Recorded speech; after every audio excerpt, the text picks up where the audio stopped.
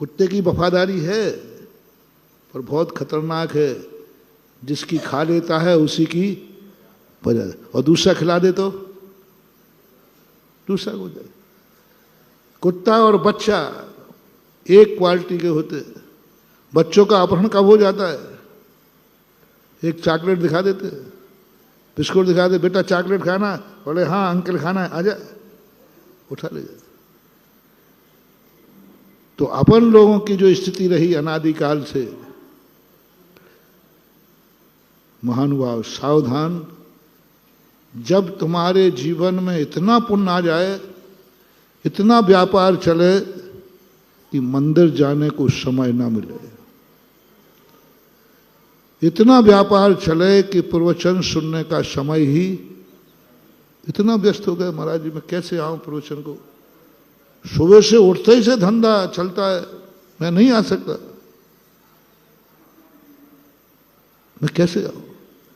इतना समय, इतना नोट गिनो कि माला फेरने का समय ही नहीं। बहुत बड़े आदमी कहते हैं हमसे, महाराज जी आप समझो, आप ये जो 1.5 घंटे प्रवचन दे रहे हो ना, ये ठलुओं को है, ठलुओं को। कौन को? हाँ, और मैं भी ठलुआ ही हूं क्योंकि 1.5 घंटे दे रहा हूं। मैं समझ जाता हूं, उसने सीधा मुझसे तो नहीं कहा, लेकिन मैं समझ गया कि ये 2-2 घंटे मंदिर में लगाना, अभिषेक करना, महाराज मेरे पास टाइम नहीं। आप समझो मैं कितना बड़ा आदमी हूं, आप मेरे व्यापार देखो, आप मेरे धंधे देखो, मैं कैसे आऊं? मैं तुरंत समझ जाता हूं ये नहीं बोल रहा है, इसका पुण्य कह रहा है, बाबा जी मत बुलाओ, इसको हमें दुर्गति भेजना है, रावण को दुर्गति भेजना है, अपने दुश्मन से सही बदला लेना है। यदि तुम कमजोर हो, झगड़ा करके नहीं ले सकते हो, उससे भिड़ नहीं सकते हो, तो तुम उसके हो जाओ, उसके हो जाओ। एक व्यक्ति को, एक उदाहरण है, कहीं पढ़ा था, एक व्यक्ति मरने लगा, पड़ोसी से उसका झगड़ा था, उसने कहा कि मैं मर जाऊंगा तो अब तो पड़ोसी को खुशी हो जाएगी, शांत हो जाएगा, क्योंकि मेरे कारण से वो दुखी था, मैं मरते ही हो तो खुश हो जाएगा, क्या करूं?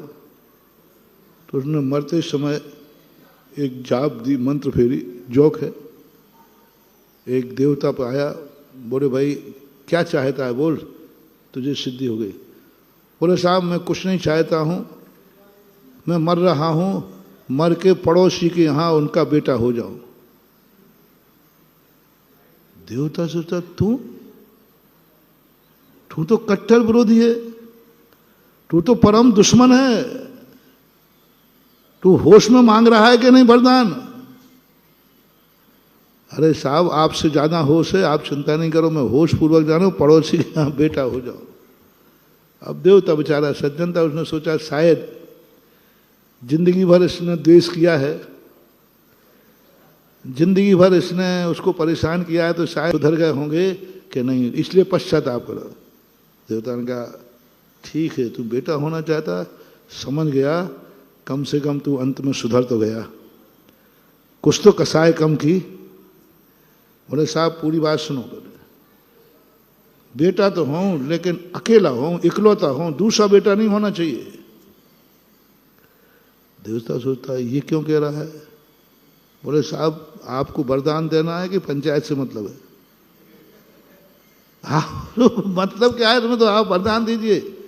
तो देवता ने फिर अच्छा सोचा, शायद इसलिए कर रहा है जिससे हमने जो गलतियां की हैं, जो देश किया है, हमारा प्रेम बटना नहीं चाहिए, जिससे मैं पूरा पापा से प्रेम कर सकूं और पापा मेरे से कर। पॉजिटिव सोचे, सज्जन पुरुष तो पॉजिटिव सोचते। फिर अंत में कहता है अभिशाप पूरा नहीं हुआ, पड़ोसी के बेटा हूं, अकेला हूं और जवान होते ही मर जाऊं। अब देवता कहता है ये तो खोपड़ी बहुत आगे की है, ये 2 तक तो समझ में आ गई, जवान, तू जवान में मरना क्यों चाहता है?